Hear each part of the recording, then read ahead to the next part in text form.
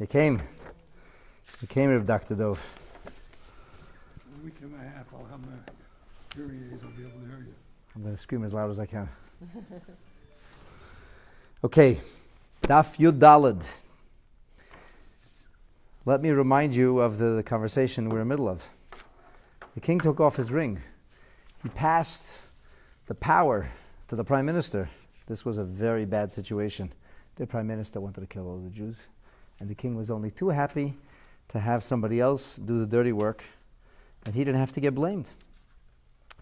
So the Gemara discussed the difference between that act and its potency with the sermonics and the prophecies of so many great men and women, which did not seem to move the Jewish people in the same fashion. And the Gemara then the discussion evolved around this notion. All right, let's talk about this holiday called Purim. Is there a biblical origin for this? Like, how do we come to this? So we started to talk about the idea of a kal v'chomer. How much more so if we went from slavery into freedom, that we should have to say Hallel, and this is talking about Pesach. How much more so when we come from certain death into having our lives restored, that we would say Hallel. So the Gemara wants to know, why don't we actually say Hallel then? And this is where we're up to in the middle of page 14. The Gemara poses that big question. Ihachi, if indeed it is so, if we can derive that the proper practice is to say Hallel, Freg the Gemara, so the Gemara asks, if so, Hallel nami nema. If this was a good enough reason, if singing God's praise was a good enough reason, it was if you will, the logic that led to the conclusion, to the decision, that yes, we need to make a holiday. This can't just fade into the dustbin of history. We can't just forget what happened to us. We are duty-bound to sing Hashem's praises. So if we're duty-bound to sing Hashem's praises, so why don't we sing Hashem's praises? There actually is a formula which is designed for Jewish people to express themselves when they want to sing Hashem's praises. And the formula is called Hallel.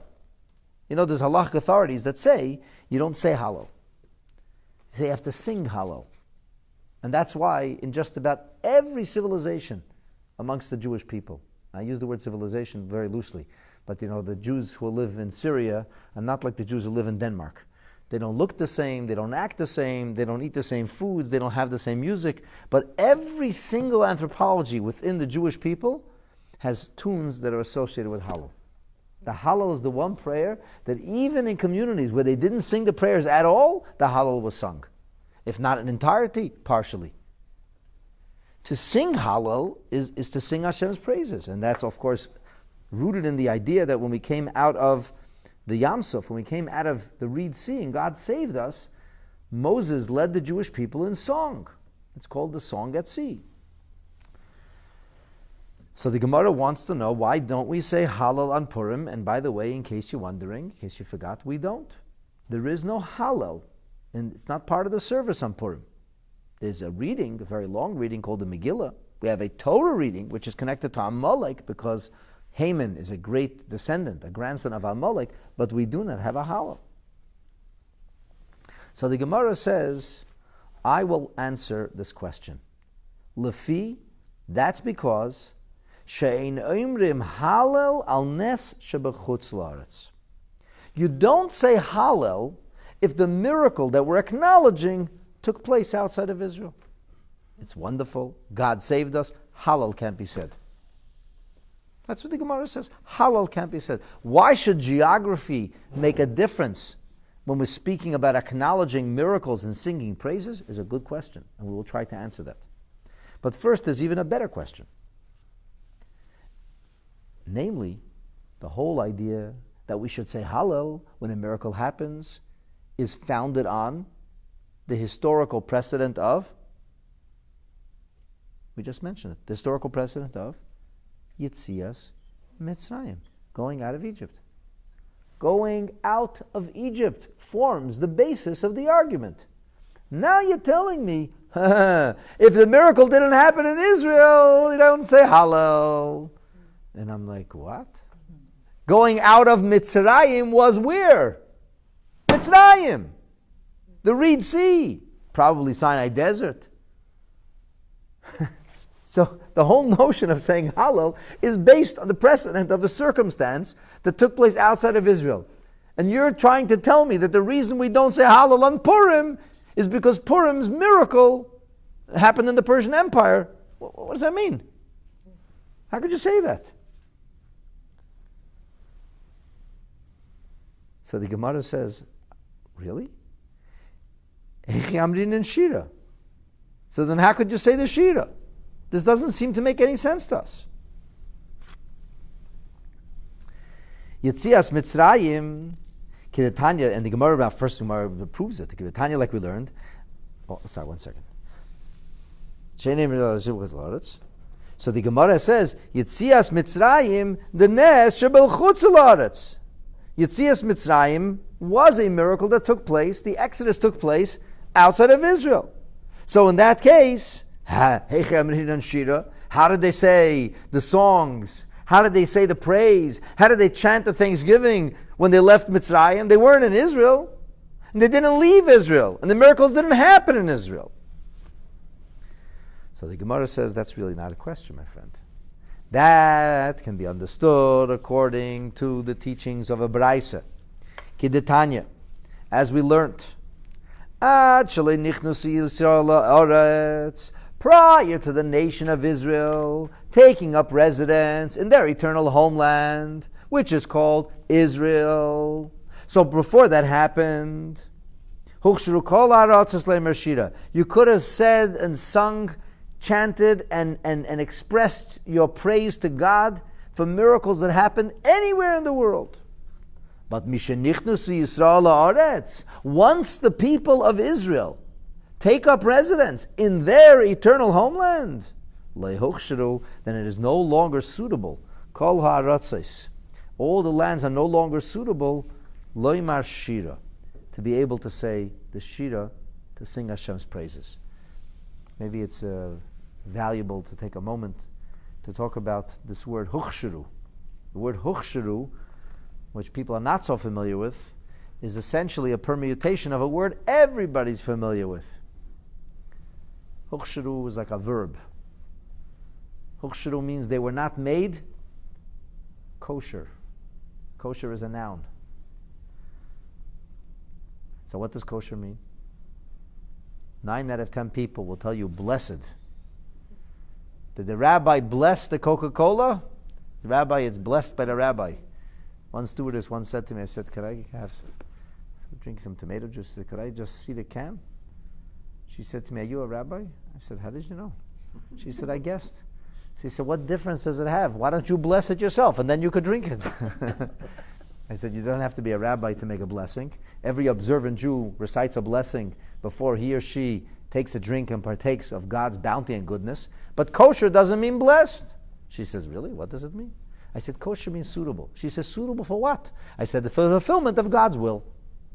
God's will is that we should elevate the mundane and the ordinary by harnessing and channeling it for a holy purpose. So when I take a drink and I use the energy from the coffee to learn Torah, then the coffee is learning Torah too. And the soil that the coffee grew in is also learning Torah. And the minerals that nourish that soil are learning Torah. And then it gets exponentially greater when you had a roast beef dinner, because then not only the soil and not only the vegetation, but even the cow is learning Torah now also. It's like on a whole new level. So what does it mean kosher? It means kosher is, it's not so simple to elevate things. You have to do it according to God's rules. You cannot on your own decide, I want to elevate this. I am going to use this food for a holy purpose, and in doing so I will elevate it. No, you won't, unless you're playing by God's rules. This is His game, so you have to play by His rules. And God says that it's asur, that it's prohibited. But the word asur doesn't mean prohibited. The word asur, the Alter Rebbe says in Tanya, means tied up. If it's tied, it can't be lifted. It's tethered. It's chained. It's stuck here. You can't lift it up. In order to lift it, it has to be untied. How do you say that in Hebrew? Mutar. Lahatir is to untie. So in the Talmud, when something is permissible, they say it's mutter. Asur or mutter, tied up or untied. And if it was properly treated, then what does it become? It becomes kosher. Kosher means suitable. That's what kosher means, suitable. Kosher is suitable, non-kosher is non-suitable. So therefore kosher is not only a food. I could say, is it kosher to make tefillin out of a non-kosher animal? The answer is no. Why not? I can make you a beautiful pigskin tefillin. Because it's not kosher, it's not suitable for tefillin, or a sefer Torah, or a mezuzah. It has to be min hamuter beficha. If you can't eat it, you can't use it for tefillin. By the way, the leather that's used for a sefer Torah, mezuzah, or tefillin does not actually have to be kosher leather. It's just to come from a kosher animal. It does not necessarily have to be slaughtered in a kosher way. It's a different level of kosher. What makes it suitable for a mezuzah doesn't make it suitable for Friday night dinner. It's not the same. They're different rules. But they're loosely related in that these are the things that are suitable. So we're looking for suitability. If you want to plug the iPhone in and you have the wrong plug, it could be a brand name, but it's still not going to give you the juice. Why? It's not suitable. It's not kosher. Doesn't work. The right wire, the right fitting, the right connection. So what does it mean the lands are not kosher? It's kosher to live in, but not kosher to sing in? What does it mean? Oh, this land is not kosher. There really isn't such a concept. There are some places we're not supposed to go back to. You know where we're not supposed to go back to? To Egypt. To Egypt. It's not really kosher to live there. Why not? Why not? Because we did our job there already. In the Lurianic Kabbalah, it explains that there are sparks of godliness that are scattered and strewn throughout the strata of existence. And when the Jewish people spend 210 years of hellish exile, they take all the sparks with them. We're done. We moved on. Even so, there were many great Jews who lived in Egypt, including the leader of the Sanhedrin, Rabbi Yehoshua ben Parachia, lived in Alexandria. He was in exile, didn't have a choice. He ran for his life. That was the place he could survive. Rambam, the great Maimonides, tragically had to live in Egypt. That's where he could survive. He tried to come to Israel. He found out that he was going to have his head handed to him very shortly. He had to run for his life. There was a Jewish community.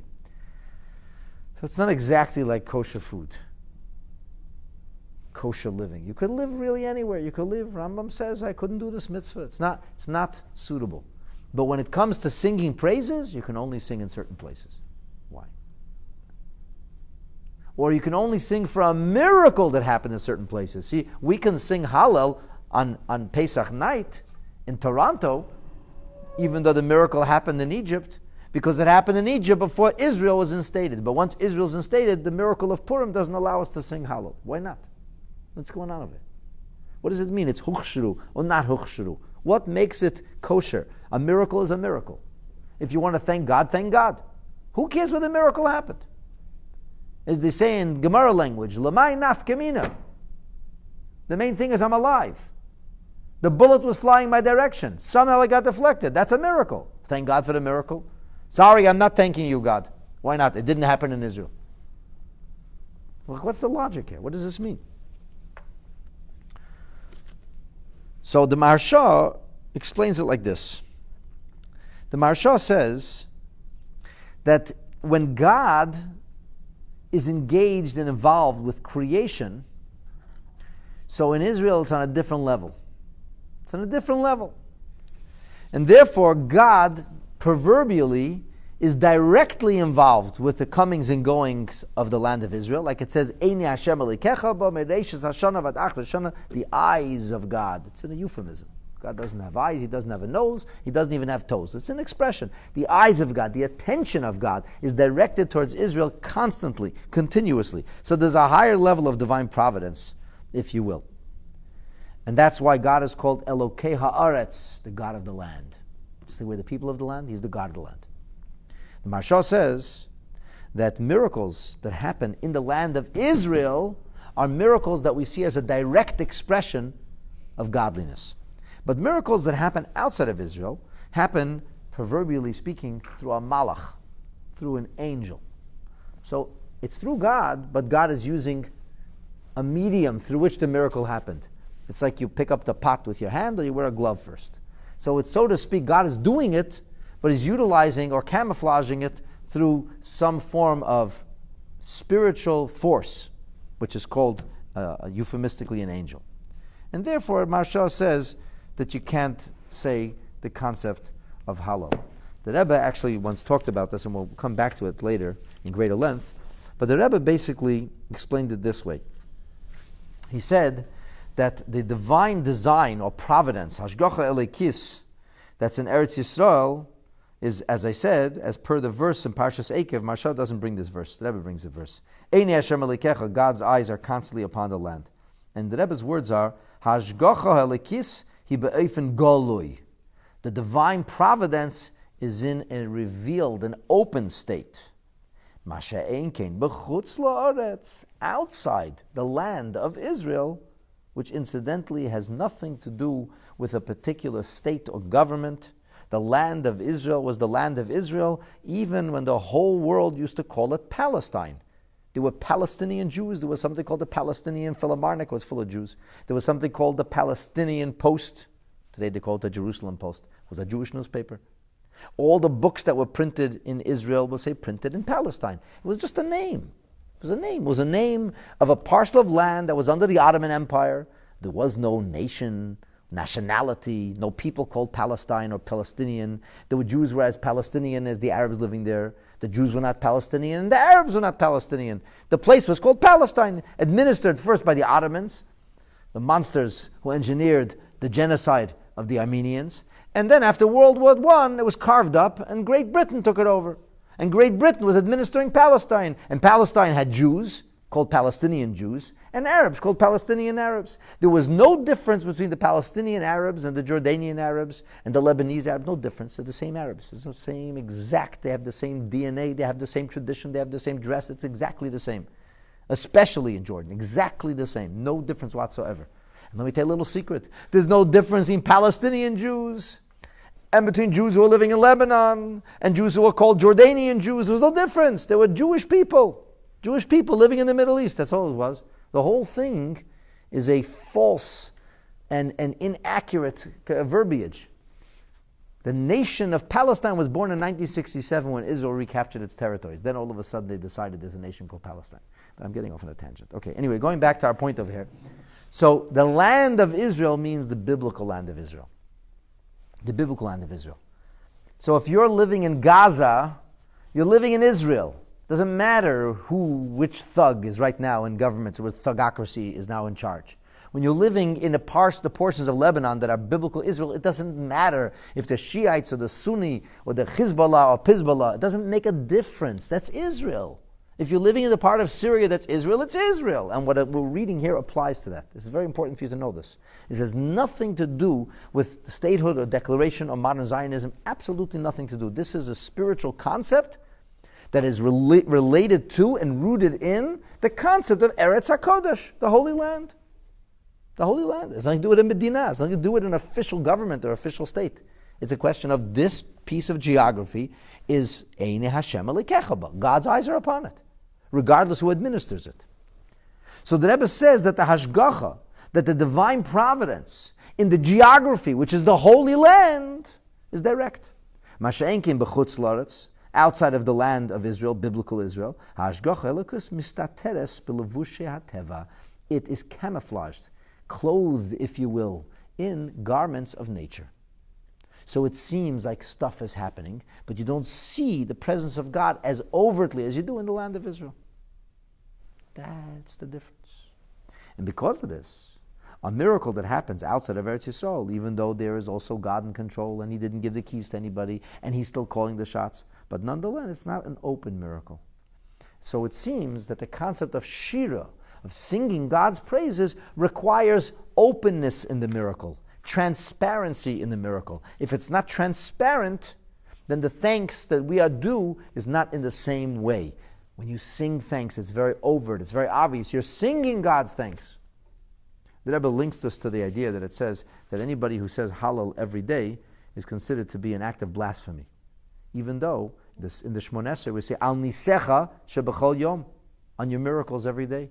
And anybody who lives with his eyes wide open, most of the world lives with their eyes wide shut. But if you live with your eyes wide open, you could see Hashem's miracles on a daily basis. And we thank Hashem for those miracles. We say modim every day in Hashemona Esrei, thrice daily. Modim anachnu lach al nisecha shebechol yom imanu. But the Gemara still says that somebody who comes along, Hakira Hallel b'chol yom, says the Gemara, anybody who says Hallel every single day, it's a Gemara Masechah Shabbos on page 118. It says, he's a mecharef megadef. He's a blasphemer. He's a terrible guy. Why is that blasphemy? Because when there's a special miracle, then you have to acknowledge it as a special miracle. So it's like they ask the guy, how come you don't celebrate your anniversary? He says, for me, every day is my anniversary. He's not as romantic as he sounds. But he doesn't. If you appreciate your wife, you celebrate your anniversary. Nah, every day's anniversary. We don't celebrate anniversaries. How do you celebrate your birthday? Every day is my birthday. Everybody's my friend. You have no friends and you have no birthday. So you have to know how to appreciate something in a special way. So therefore, when it comes to this idea of singing Hashem's praise, which is a very overt way of expressing your appreciation, your acknowledgement, this has to come when the miracle unfolded in an overt way. So ask me the question now. So in the land of Egypt, there was overt miracles? And the answer is, yeah, there was. In fact, there was 10 plagues, all of them overt miracles. And then possibly 50, possibly 250 times as many plagues on the sea. But this is all because the land of Israel had not yet come into being. It was conceptual, it wasn't actualized. Once the geography of Eretz HaKodesh becomes actualized, it's no longer the future land of the nascent nation. It actually becomes the land of the nation. Once it becomes the land, that's where Hashgacha Pratis is overt, and outside of Israel, it's a lower level, a more opaque, a more frosted, less clear, less overt and direct way of God's interaction. That's why there's a lot of things that are different outside of Israel. We need like 49 hours or 50 hours to accomplish what they accomplish in 25 hours.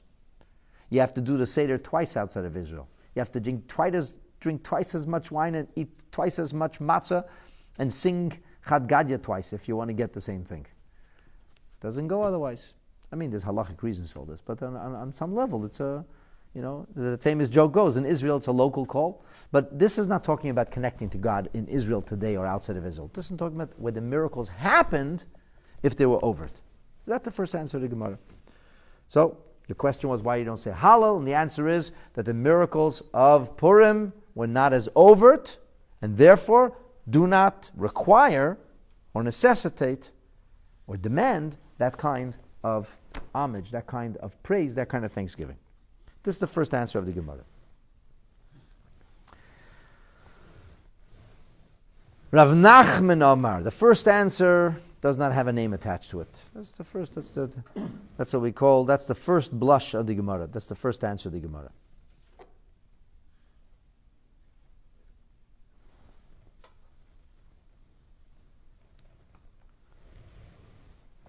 Rav Nachman said, "What did you ask?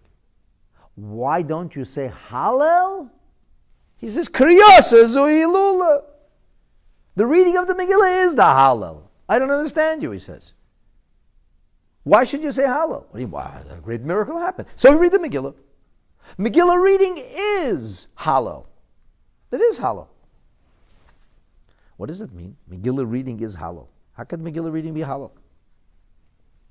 So Bepashtos, the concept of Megillah reading is that without the notion of reading the Megillah, you don't even know there was a miracle.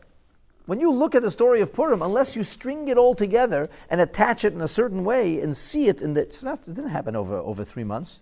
This is a story of well over a decade. When you put it all together, you say, oh, wow, this is really miraculous. So that what brings forth the Hallel is actually the reading of the Megillah. The Ran puts it this way.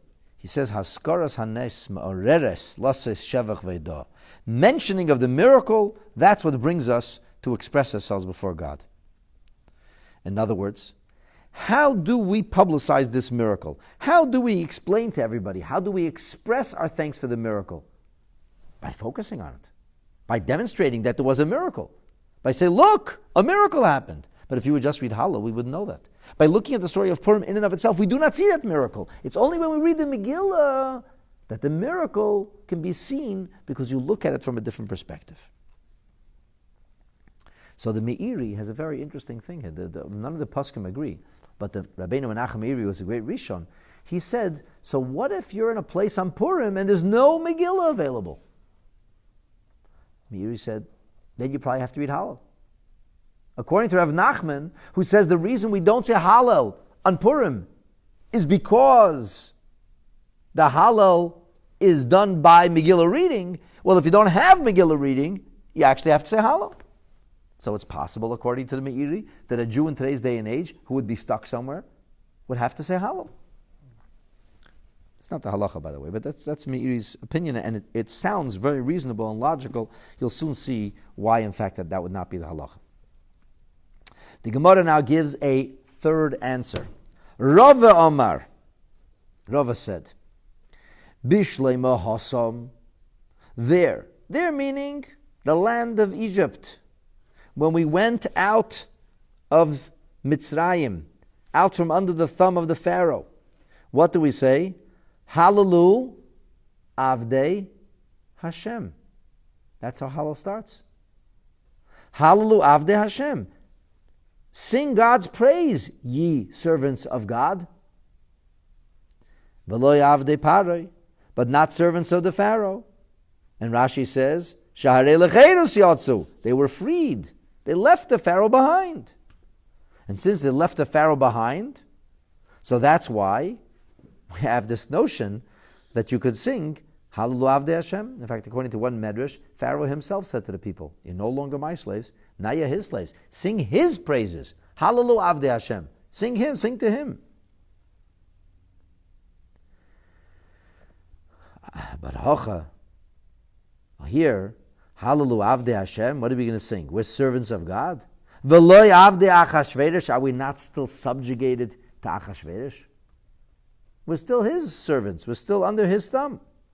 Akati Avdei Achashverosh Anan.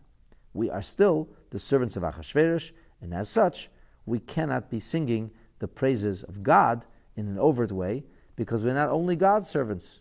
We have, unfortunately, obligations beyond the creator of heaven and earth to mortal kings.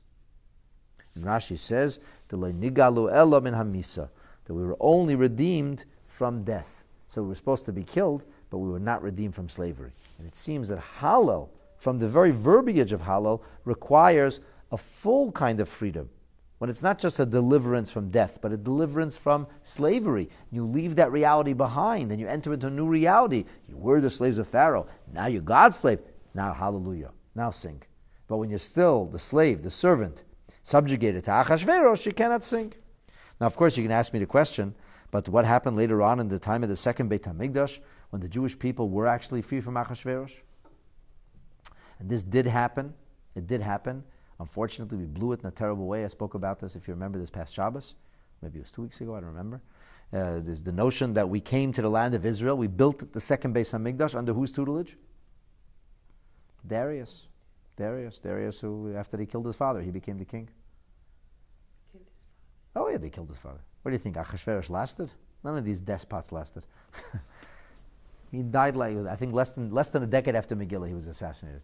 So Darius becomes the king, he gets his father's scepter until he's deposed, and that thing comes collapsing altogether. But before it comes crashing down, he is the ruler of that part of the world. So in the Beis HaMikdash, some of the architecture was reflective not of Jerusalem, but of Shushan. Do you know in the second Beis HaMikdash there was a gate called the Shushan Gate? Shushan Gate. Had to pay homage. Got to still bow your head. We weren't free. Why wasn't there a king of the Jewish people? Because they weren't allowed to rule themselves. We didn't really have self-governance. We didn't really reestablish a monarchy. We were a vassal state who paid tribute. We were protected, if you will, by the Persian army. And we were under their dominion. When the Persians were conquered by the Greeks, when Alexander of Macedonia finished conquering Greece, he set his sights on the civilized world and he crushed the Persian Empire and expanded his empire even more so than the empire that was called the Persian Empire. He didn't last very long. He was dead by 36, but he was a brilliant philosopher, a private pupil of Aristotle himself, a monstrous warrior. So he captures Jerusalem. A long story why he didn't destroy the Beis HaMikdash even though he intended to, but he captures Jerusalem. And he wanted a big bust of Alexander in the Beis HaMikdash. This would be a big problem. You know that. You can't have graven images. But the king demanded it. So what did they do to honor the king? They said, Your Royal Highness, we can't do it. But here's what we are going to do to demonstrate our loyalty to you. In our tradition, the Kohanim are considered to be the clerisy, the highest level of our culture, our civilization, is the Kohanim. They serve in the Beit HaMikdash. Every Kohen born this year is going to be named Alexander. And if you know a Jew named Alexander, and I know half a dozen, they're named after a Jew, who's named after a Jew, who's named after an ancestor, who's named after an ancestor, who was named in honor of, you guessed it, Alexandros Maikdon, Alexander of Macedonia, Alexander the Great. Named in honor of a Kohen who was named to save the Beis HaMikdash. Alexander, as I mentioned, dies very young. I think he's 34 or 36 years old when he dies. 33. Even younger. He got a lot done but didn't get to stick around and enjoy it. And what happens to his kingdom?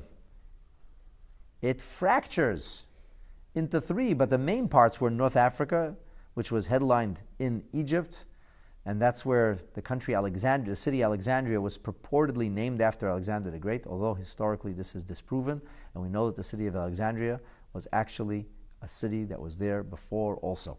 They simply renamed an older city. But anyway, that was the capital of Ptolemy. And the Ptolemaic part of the Greek Empire ruled over Africa and much of the Middle East and Asia. And then there was the Seleucids. Am I getting it right? Is it Seleucid or Seleucid, Professor Dov? Seleucid, right? The Seleucid Empire, the Seleucid, they were actually in Greece, in Athens. And these Athenian kings controlled large parts of the Middle East and virtually all of Europe. And Israel ended up falling under the sway of the Seleucid kings. The third of which, I believe, was a man whose name was Antiochus Epiphanes, but he called himself like an epiphany, a brilliant one. And behind his back, they called him Antiochus Epimanes, which means the madman. And he was a lunatic and a crazy guy. And he decided to crush the religion called Judaism. You all know about this. We celebrate it in a holiday known as Hanukkah. Guess what? After Hanukkah, we actually were really on our own for the first time since the destruction of the first Beis HaMikdash. And then our Hashmonaim blew it big time because they should have established the house of David HaMelech, and instead they wouldn't let go. They initially were needed, they consolidated control, and they established governance and all those good things, but then they should have stepped aside and said, we got the Beis HaMikdash, we're the Kohanim, you are the tribe of Yehuda, you are the family of David HaMelech. They didn't do that. So why don't we say Hallel then? We were no longer servants of Achashverosh. We should have said Hallel. Hallel, Purim in the second Beis HaMikdash, post Hanukkah, should have been with Hallel. And the answer is very simple. It's not when you're saying Hallel or when you're observing Purim. It's when the miracle originally happened.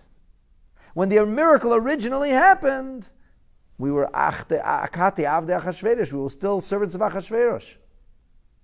So when we left Mitzrayim, we were freed from the Pharaoh. So we acknowledge that miracle by singing Hallel. No longer are we his servants. But when the story of Purim unfolded, we didn't really go into a state of freedom. And because we weren't fully free, we couldn't sing the Hallel.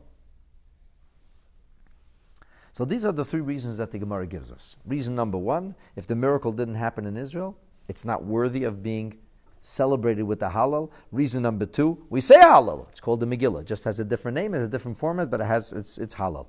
Reason number three, the nature of the miracle of Purim does not allow for the celebration in the fullest sense because we were still slaves. We were saved from death, but we were not really given freedom.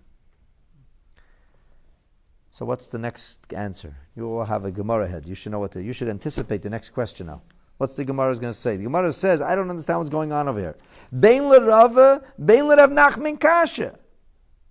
I don't understand the opinions of Rav Nachman and Rava. according to the opinion of Rav Nachman, who says that the reading of the Megillah is Hallel, do you say Hallel on Purim, yes or no? In theory, he says yes. Yes, you do. Because you read the Megillah. You read the Megillah. According to Rava, do you say Hallel on Purim? No. Why? Because the miracle of Purim was not the kind of miracle that you should say Hallel. Had Achashverosh at that point relinquished control over us, had we really been free, would we have said Hallel? Yes. So the Gemara says, I don't understand. We have a brisa that says, V'hatanya, we learned in a brisa, and the rabbis and the Gemara have to respect what says in a brisa. A brisa is from the Tanaim, from the Mishnah era. V'hatanya, we learned, Mishenichnasu la'eretz, when they came into the land of Israel, lo yochshiru kol ha'aratzos leimar, none of the other lands are suitable. The miracles that unfold elsewhere are not overt, open, and obvious, and therefore you cannot recite the Hallel thanking Hashem for those miracles. So I don't understand. Rav Nachman is telling me a story that the Megillah is the Hallel. Rav is telling me I would say Hallel, but not for this kind of deliverance. And the Gemara says, I don't know what you're talking about. I have a brisa that tells me if it didn't happen in Israel, it didn't happen in a way that demands, necessitates, or even allows for a singing of Hallel. Who needs Rav Nachman and Rava? Rav Nachman and Rava's premise seems faulty. The Gemara itself says if it didn't happen in Israel, then there's no Hallel. So this is the question. We're now in the middle, smack in the middle of page Yudalad 14 with those lines get very wide. In the Gemara page, the way the Gemara is laid out. Kivan Shagalu. So the Gemara says, so how could you imagine you could say Hallel? That's the question. And therefore the Gemara comes back and answers, that's a really good question. But it presumes something. It presumes that the meaning of the Brisa is that once the land of Israel was established, that is a fact that remains so for posterity, and the land of Israel always has Hashem's special attention, and outside of Israel never will have Hashem's special attention. But he says that's not so simple. Because according to the way Rav Nachman and Rava saw the Brisa, Kevan Shagalu, once the Jewish people were exiled, Chazru lehechsheron harishan, then it became possible for miracles to happen outside of the land of Israel too. Do you know why, my friends? Because it says when the Jewish people went out into Galut, who went with them? Hashem went with them. So if Hashem went with them, then His divine providence went with them. In other words, the land of Israel is only the land of Israel when the people of Israel are there. When the people of Israel are not there, then the land is not able to experience its magic. It's not able to bring forth its potential. It's only when you have the land and the people plugged in together that the electromagnet is complete. Otherwise, it doesn't work. So this is how the Gemara says, Chazru lehechsheron harishin. It went back to its original suitability. And as such, Rav and Rav Nachman could not simply accept the first answer. Rav and Rav Nachman said, at the end of the day, since the miracle of Purim happened after the Jewish people were exiled, they returned. But when the story happened, we were in exile. In that case, then God's miracle should have been with us. And they were with us. So why do we say Hallel? So Nachman came along and said, well, we do say Hallel, but it's in the Megillah.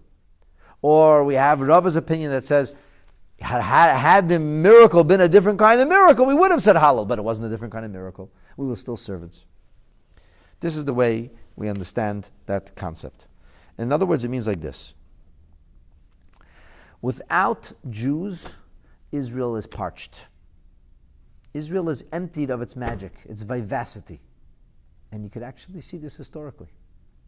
You can see it. For millennia, the land of Israel was a malaria-infested swampland and filled with deserts. When did Israel start to bloom again? In the 19th century, when the Jewish people came back to it. It was only at the end of the 18th century that small amounts of Jews came back. And by the 19th century, people started to return to Shavei Tzir, and they were coming back to Israel. And the more Jews came to Israel, the more things changed. Get to the 20th century, and all of a sudden, the Aliyah is picking up. In the beginning of the 20th century, we're seeing a transformation, massive movements going across Europe. And all of a sudden, the land starts to bloom again. So that's not only a physical phenomenon, says Rav Nachman. That's not only a material thing, says Rava. That is reflective of a spiritual reality. The land of Israel blooming is reflective of God's presence being in Israel. Because every year there's a little piece of God. And with a lot of Yidden in Israel, it animates, it activates. It kind of brings Israel to its reality revealed in an open way. So Israel's potential becomes latent. It becomes subterranean. It sinks into the soil, but it's not overt. It's not obvious. It's not being experienced in a regular way. And therefore we need these other answers that are offered as to why the Jewish people could not have said Hallel or should not have said Hallel when the miracle of Purim unfolded. So the truth is that there is an edited rumination from the Rebbe. It's actually, I think, the last edited rumination from the Rebbe on Purim. And it deserves an hour of study in and of itself, but that's not going to work. So I'm going to try, to the best of my ability, to give you a synopsis of how the Rebbe explained this Gemara. The Rebbe shines an amazing light in this Gemara. And he ultimately shows us how all of the answers work in concert. All of the different answers, 1, 2, and 3, are reflective of a common theme rather than being 3 disparate explanations.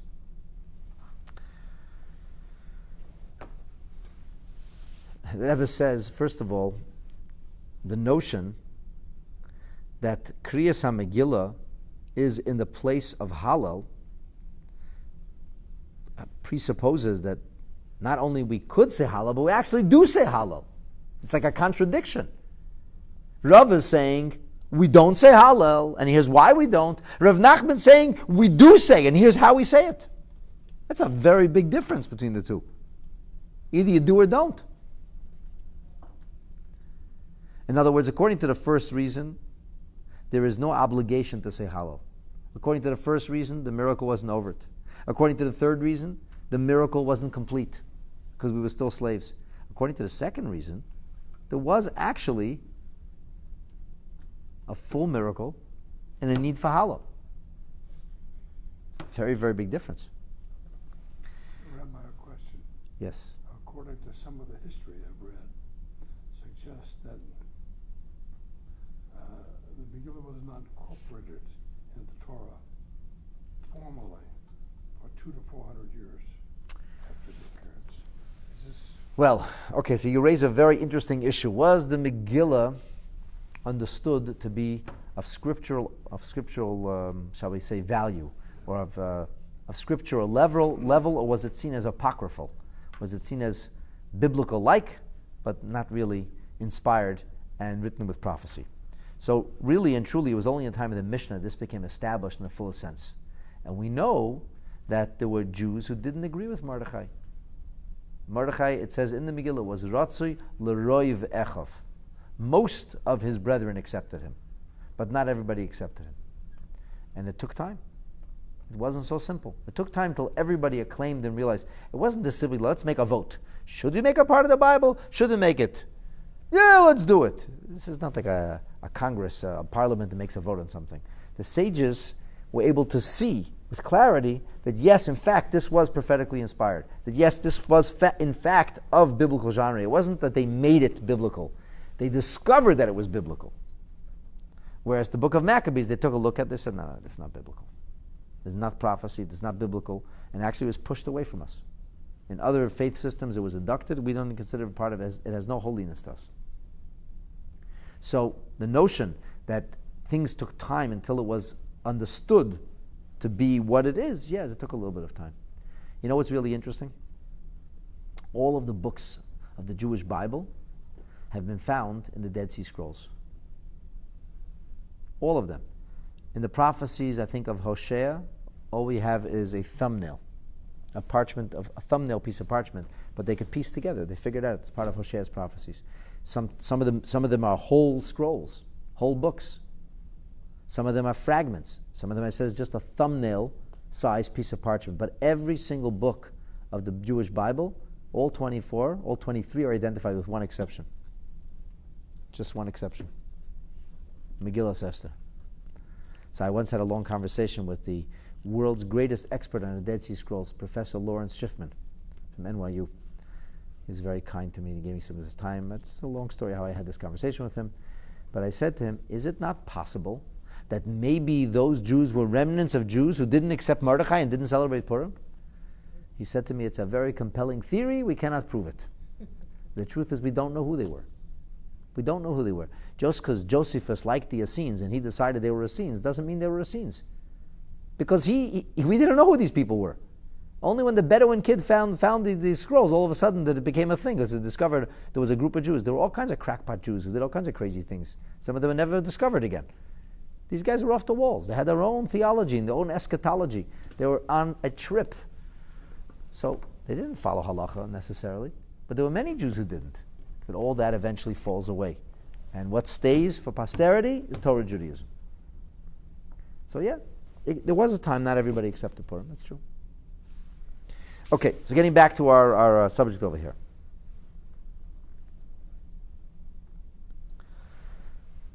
The logic of the Gemara was, Uma me'avdos l'cheiros amrinon shira. If you were a slave, you weren't going to get killed, but you were a slave. You went from slavery into freedom. Sing his praises. So the Gemara said, Mimisa l'chaim, from certain death, from slated genocide, into being able to stay alive, like kol sheken, how much more so? In other words, the logic of the Gemara was, of course we needed a Purim. Of course we needed to acknowledge these miracles. The miracle of being saved from certain death is far greater than being redeemed from slavery.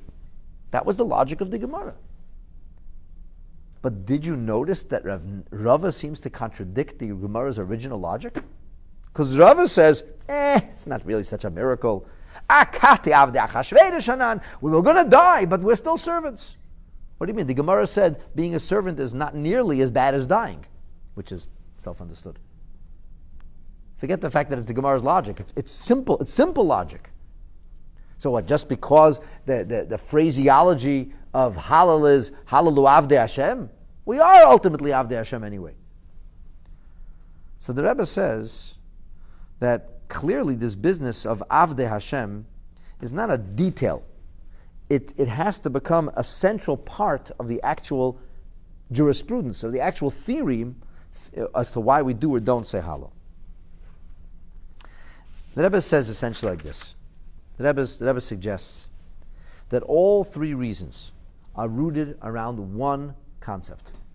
This is just a triple expression of the same concept. And the concept is that the miracle of Purim is not an overt miracle. There is no moment in the Megillah in which we say, wow, now that is the hand of God. There was no moment in which the sea split open. There was no moment that a heavenly hand came and banged Haman over the head. There was no moment that we saw a gust of wind lift Achashverosh and fly him through the skies. There was no moment like that. There was no miraculous moment. You know what the most miraculous moment in the whole Megillah is? Don't laugh. A Persian king had acid reflux and couldn't sleep in the middle of the night. A Persian king couldn't sleep. Balayla hahu nodeda shnas hamelech. The guy couldn't sleep.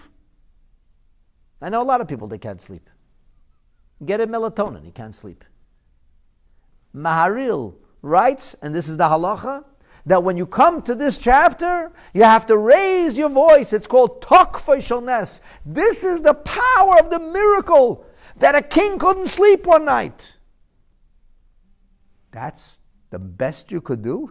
That's like the image of a miracle. If we're going to soon draw, Facebook keeps coming on new emoticons. Now they have an emoticon to go like this. Like, if you come with an emoticon for a miracle, what's it going to look like? A guy in bed without Z's? A non-snoring monarch? Like, that's the biggest miracle you could find?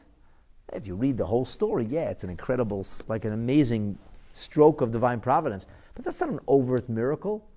When fire and ice come flying down from the heavens, that's a miracle. When millions of locusts show up at the snap of a finger, that's a miracle. When the earth turns into lice for 3 or 5 feet and people are walking around like abominable snowmen covered with lice. That is a miracle. When the darkness is so thick that it seems that it's negative matter, that people can't move, it's palpable, and the Israelites are walking around and they have light everywhere. That is a miracle. There's no sea-splitting moment in the whole Megillah. So the whole Megillah is no Nes Galui. The logic was, you must commemorate the miracle of Purim, because we commemorated the Exodus, and we commemorated the splitting of the sea. And the Gemara comes back and says, those were overt, open miracles. Hallelujah. Sing his praise. These are not overt miracles. The Rebbe says that is the Nekuda. That's the essential point over here. So the question is how this expresses itself. In the first answer of the Gemara, it's because it happened outside of Israel. So outside of Israel, you don't get an overt miracle. So because it was outside of Israel, it wasn't an overt miracle, whereas Lamashal, for example, on Hanukkah, there was an overt miracle. What was the overt miracle? A menorah can't burn for 8 days. It just can't happen. If your cell phone's battery is one red line away from being dead, and then you talk for 8 days on that cell phone, that's a miracle that doesn't make any sense. If your car has absolutely no gas left in it, and you picked up and drove to Miami with an empty tank, now that's a miracle. It's an overt miracle. You want to tell me it's not such a fantastic miracle, not everybody could see it. It's good, this is a discussion for Hanukkah. Why we zero in on that and focus on that? But that was really an overt miracle. A massive battlefield with an enormously equipped army with locals fighting on their side. So the Maccabees or the Chasmonians do not even have the home field advantage. And they rout this mighty army, poorly equipped, poorly trained. It's almost an overt miracle. On Purim, there's nothing overt like that. So therefore, we say, oh, that's because it was outside of Israel. Had it been in Eretz Yisrael, there would have been open miracles. In other words, if the salvation of Purim would have happened in Eretz Yisrael, you would have seen the firecrackers. You would have seen the lightning. You would have seen amazing things. It's because it wasn't happening in Shushan that it didn't happen in that overt way. What's the second point? The second point, Rav Nachman says, you can't say an open Hallel because it wasn't an open miracle. What's the best you can do? Read a Megillah. A Megillah identifies that the whole story, read in order, indicates the unmistakable hand of God. So if you dust the story, you can get the fingerprints. And that's a miracle. And that's a miracle. It's a miracle that we can recognize a miracle, that we actually still appreciate a miracle, but it's not overt. So really, Rav Nachman, and the Rebbe says from this perspective, we would disagree with the Meiri, and almost nobody else says what the Meiri says. You can't say a regular Hallel, because a regular Hallel needs a massive miracle. An earth-shattering, earth-splitting moment, and there is no such moment. It's a different kind of Hallel. We celebrate Purim, but we celebrate it through the reading of a Megillah, by demonstrating that if you look at the whole continuum, the unmistakable hand of Hashem will become visible. And what's the third answer? Third answer is, it wasn't an earth-shattering miracle. We may have been saved, but we were still slaves. There wasn't a moment where the light suddenly lit up and it was over. We left it behind. There was no such moment. And because there was no such moment, you can't say Hallel. So the Rebbe demonstrates how all three answers are actually the same answer. It's just a different way of explaining the different answers. It's a different way of saying that overt miracles require overt praise, open singing, and covert miracles require observance, require thanks, require appreciation, but not the singing of Hallel.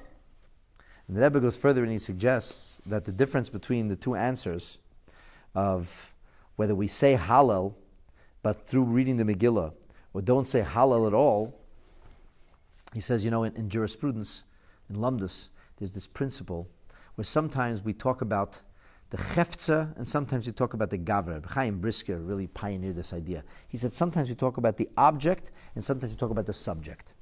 Some mitzvahs, it's a subjective thing. The person is supposed to do A, B, and C. Sometimes the Torah is speaking about objective realities. This is kosher or not kosher. It's not about kosher for a person. So for example, eating the cheeseburger, it is not kosher.